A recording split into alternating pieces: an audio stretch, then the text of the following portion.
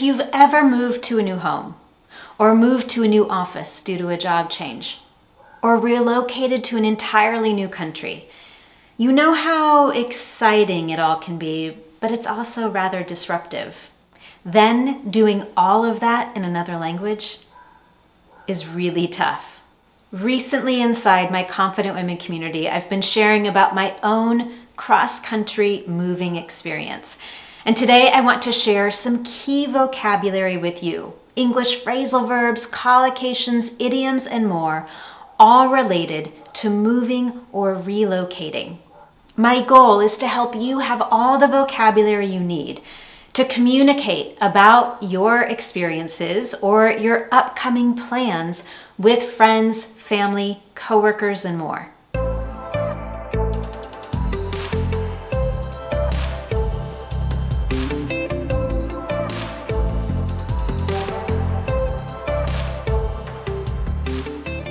Now, before we start, if you don't already know, I'm Anne-Marie with Speak Confident English. Everything I do here is designed to help you get the confidence you want for your life and work in English. One way I do that is with my Confident English lessons, which I share every Wednesday at my Speak Confident English website and on my Speak Confident English YouTube channel as well. While you're here, make sure you give this lesson a thumbs up and be sure to subscribe so you never miss one of my Confident English lessons. To navigate this topic on conversations related to moving and relocating, I've focused in on 4 strategies that help make the moving process easier. So if you have an upcoming move in your life, you can follow these strategies to make it less stressful, and along the way, we're going to learn more than 15 essential English collocations, phrasal verbs, idioms, and more, so you have successful conversations.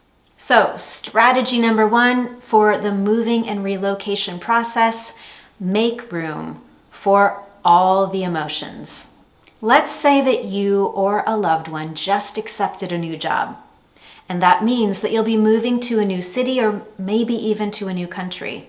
The moment that happens, do you know what's coming? An emotional roller coaster. Describing a relocation as an emotional roller coaster means that you are going to have a variety of emotions, everything from excitement, exhilaration to nervousness, anxiety, disappointment, frustration, worry, and so much more, all in a very short period of time. Going from feeling exhilarated to desperate and back again is quite an emotional experience. One of the best things you can do early on in the relocation process is prepare yourself for the emotional fallout of moving. Emotional fallout refers to the anxiety, stress, or even trauma you might experience after a major event or crisis. Sometimes we experience an emotional fallout even when there isn't a crisis. It can occur when we're struggling to come to terms with a rational decision, like accepting a new job and preparing to move. When an emotional fallout occurs, it's important to give yourself time and space to process. In other words, tune in to your needs at that time. In the sentence I just used, giving yourself time to process. In this context, to process means to give yourself time to evaluate information, to accept it or absorb it.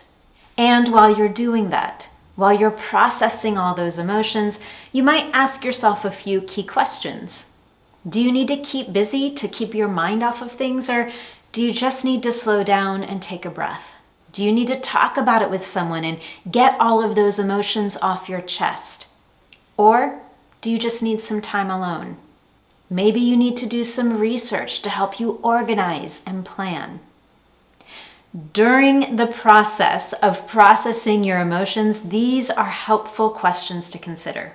The second strategy when moving or relocating is stay organized. Most importantly, avoid flooding. Flooding is a feeling of emotional or mental overwhelm. The best way to avoid flooding is prioritizing downtime to avoid burnout. Additionally, prioritize the most important items on your moving checklist and take into account the time you'll need to pack and prepare.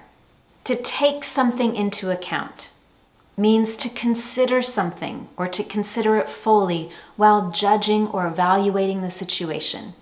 The last part of staying organized is to help others prepare for the impact of your move. This includes communicating important dates and telling others what you need from them to help. When you're communicating on these key points with friends, family, and coworkers, here are several essential phrasal verbs to know. Number 1, to move out. To move out means to leave one's home to live somewhere else. For example, we need to move out of our apartment by Friday, so I need to spend all my free time packing. Phrasal verb 2, to move away. This means to leave one place for a new place. For example, my husband and I aren't moving out of state, but we are moving away from the city. Number 3, to move into. This means to move your possessions into a new location to make it your home. For example, I'll be moving into my new apartment on Wednesday, so I'll be offline and unavailable for 2 days next week. The 4th key phrasal verb to know is to pack up. This means to put things into boxes or bags in order to take them with you somewhere. For example, there's quite a bit to pack up here in my office, so I'll need to spend all afternoon doing that. Number 5 is to load up. And this means to fill something with several items until it's full. For example, after you've packed up your office, you might load up all of the boxes into your car. Another example, the movers won't be able to deliver our items for another 2 weeks. Would you mind helping me load up our car with all our essentials? And the last key phrasal verb to know for right now is to settle on. This means to decide on something or to make a decision. For example, let's settle on the 18th as the last day for any meetings this month. Let me pause here for just a moment before we go on to strategy number 3 for how to handle moving and relocating well. We've just learned 6 essential phrasal verbs, and you might be wondering, how do I remember all of these? These are really useful phrasal verbs. I have 2 recommendations for you. Number 1, review my lesson on how to effectively learn and remember vocabulary. I'll share a link to that lesson in my notes below. And number 2, practice these phrasal verbs in speaking. If you're not sure how to do that, I want you to go to my website and download my free How to Say What You Want in English training. In that training, I share my number 1 strategy for getting speaking practice, even if you're self-learning or learning alone. This is the same strategy I use with my students to make effective progress in their English confidence and fluency. Again, you can get that training at my website. It's a perfect way to get speaking practice and incorporate some of this key vocabulary. And now strategy number 3, when moving and relocating, ask for help. I know it isn't always easy, but sometimes you need an extra set of hands to get things done. So don't be afraid to ask friends and family to help with packing up and organizing. The same can be said for emotional and mental support. When you move to a new place, you might experience some culture shock, or in some cases, reverse culture shock. Culture shock refers to those feelings of confusion and uncertainty that we experience when we move to a new place or a new country. For example, if moving from one country to another, you might experience culture shock when eating out at restaurants. In North America, for example, it's customary to give a tip of 15 to 20% or even more to the servers. However, in other countries, giving a tip may be considered rude. If you're from a culture where you always tip at a restaurant, and then you move to a new country where you have a negative interaction because you thought you were doing something correctly, you may experience some culture shock. Reverse culture shock, on the other hand, are those feelings of uncertainty and anxiety when moving back to your home country. There's often some readjustment that needs to take place, and it isn't always easy. So if you've just returned home, or maybe you're even visiting your home country for a few days, weeks, or months, while you're there, you might tell someone, I think I'm having a bit of reverse culture shock. I'm not used to all of this. I've been away for so long. I'm curious whether you've ever moved to another city or country and at some point in time experienced culture shock or reverse culture shock. If so, tell me about it. You can share with me in the comments below. I'd love to know more about your experience and how you dealt with that culture shock or reverse culture shock. Now, when you experience these feelings of anxiety or uncertainty, it's important to tap into your support network.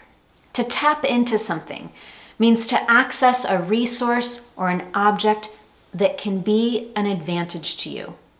And this brings me to strategy number 4 for successful relocation and moving. Put down roots. Moving to a new place can be daunting. And to help overcome those initial feelings of uncertainty and anxiety, it's important to put down your roots.